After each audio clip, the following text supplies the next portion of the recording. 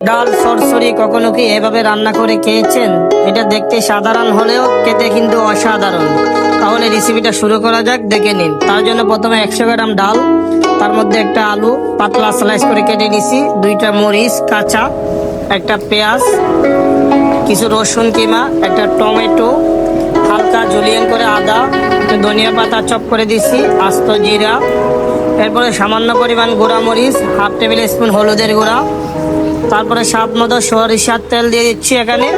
তারপর এটি ভালোভাবে মিক্স করে নিব, কষলাইয়ে একটু সময় নিয়ে ভালোভাবে আপনারা মিক্স করে নেবেন। এই রেসিপিটা দেখতে সাধারণ মনে হয় কিন্তু খেতে অসাধারণ লাগে। অবশ্যই আপনারা বাসায় ট্রাই করবেন, ট্রাই না করলে বুঝবেন না, এটার স্বাদ আপনার জিহ্বায় লেগে থাকবে। এরপর আমি এখানে সামান্য পরিমাণ পানি দিচ্ছি, পানি বেশি দেওয়া যাবে না। দেখতে পাচ্ছেন আমি ডাউলের পরিমাণ সমান সমান পানি দিয়ে দিচ্ছি।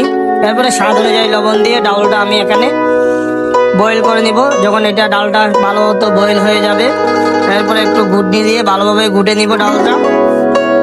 যখন এরকম হয়ে যাবে, তারপর আমি একটা সরিষার তেল দিয়ে ফ্রাই প্যানে একটা ডিম এখানে সুন্দর করে হালকা ভেজে নিব। ডিমের মধ্যে আপনারা কোনো কিছু দিবেন না। তারপর ডিমটা চপ করে ডালের মধ্যে দিয়ে দিব। এরপরে একটু ধনিয়া পাতা দিয়ে দিচ্ছি।